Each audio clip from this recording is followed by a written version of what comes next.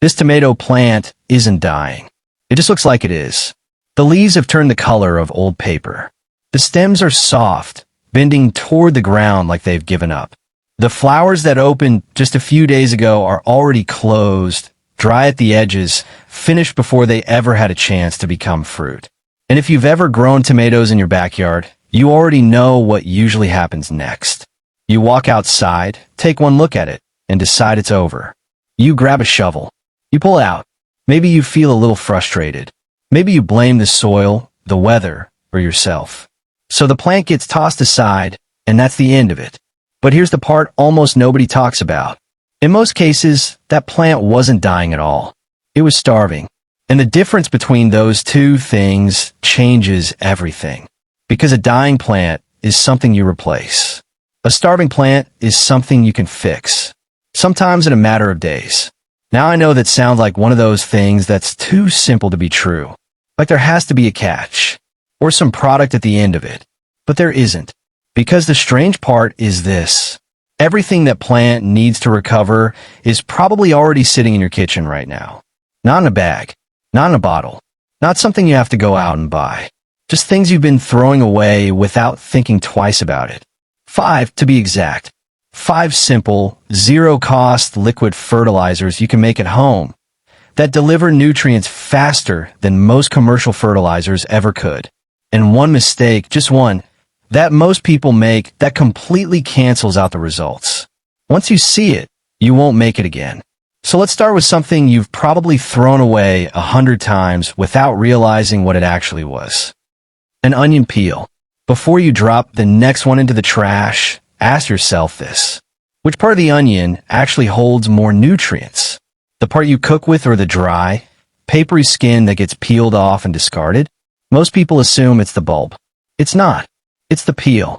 Those thin outer layers are loaded with potassium, calcium, magnesium, iron, and a compound called quercetin. Now, quercetin is one of those things you don't usually hear about in gardening, but it plays a powerful role.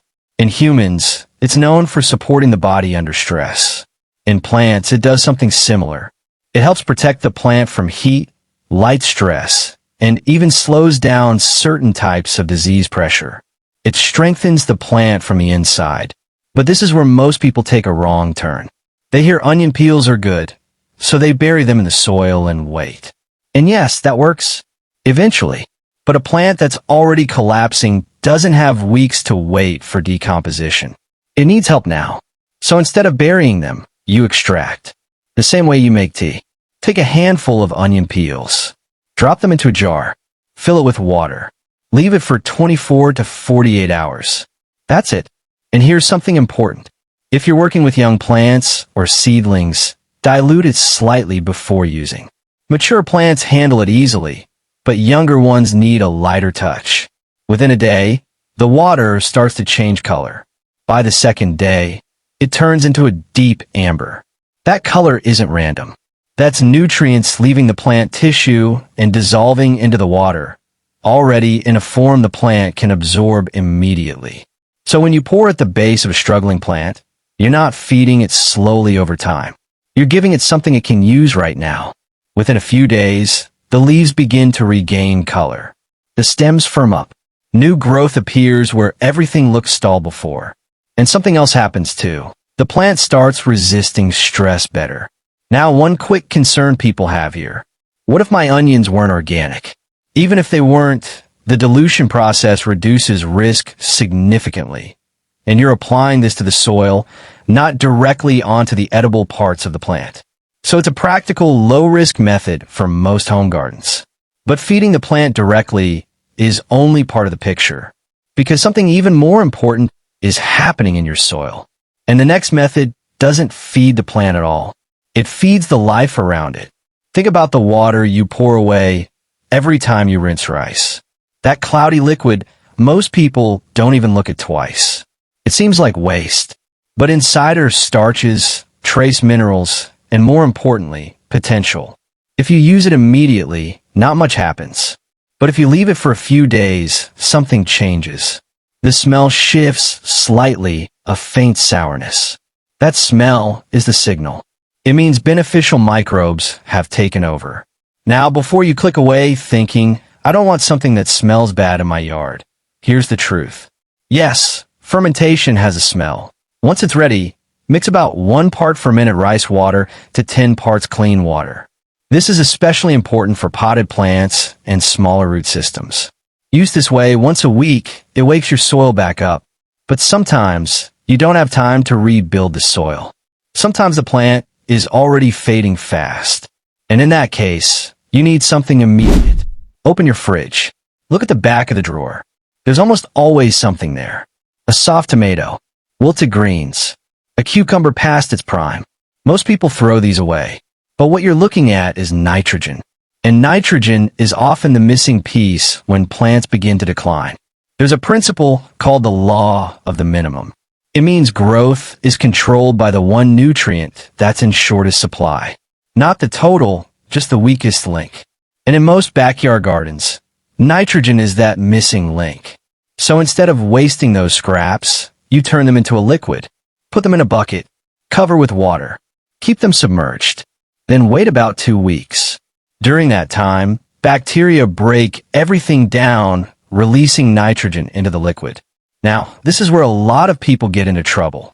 If you've ever burned a plant before, it usually happens here. Not because the method is bad, but because it's too strong. This liquid must be diluted. Roughly 1 part liquid to 30 parts water. And never spray it on leaves. Always apply it to the soil. Used correctly, within 4 to 6 days, you'll see a difference. Leaves deepen in color. Growth resumes. But if your plant is pale yellow overall, that's usually nitrogen deficiency, and this is what you use. Now let's make this even simpler. If your plant has yellowing between the veins, that's often magnesium. If growth is slow and fruit is weak, that's usually potassium. And if everything looks dull and stalled, nitrogen is often the issue. Once you understand that, you stop guessing and start fixing. Now most plants aren't missing just one nutrient. They're missing several at once. And for that, you need a full spectrum mix. Start with banana peels for potassium, crushed eggshells for calcium. Use coffee grounds for slow nitrogen and better soil structure. Add a small amount of Epsom salt for magnesium. But only a little, because more isn't better here. And then there's one ingredient that changes everything.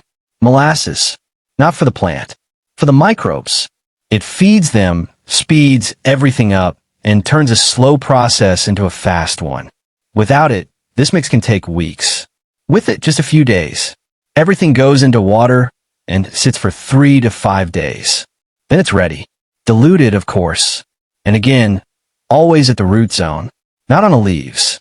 This kind of mix helps when the problem isn't obvious. It supports the whole system.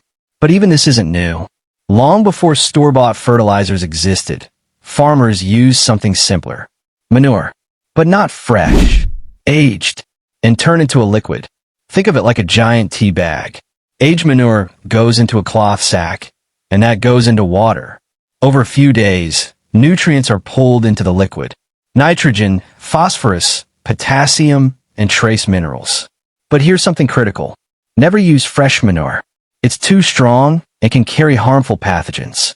Aged manure is safe and effective. Different types give different results. Chicken manure is high in nitrogen.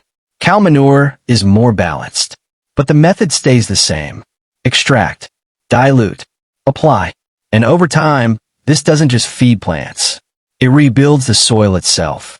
Now, even if you do everything right, there's still one mistake that stops all of this from working.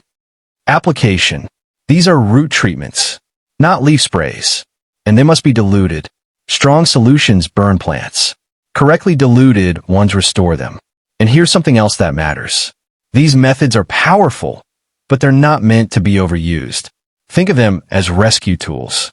Once your plant recovers, the goal shifts to maintaining healthy soil, not constantly correcting it. Now let me show you something. This is the same plant, just a few days later. No new soil. No store-bought fertilizer. Just one change. Most people would have thrown it away. But this is what it looks like now. Because what most people call waste is actually a complete feeding system. And once your kitchen starts feeding your soil, and your soil starts feeding your plants. You're no longer just gardening. You're building a system. And in that system, very little gets wasted, and very few plants get lost. Because most of the time, that plant wasn't dying. It was waiting for the one thing it couldn't get on its own. And now, you know how to give it exactly that.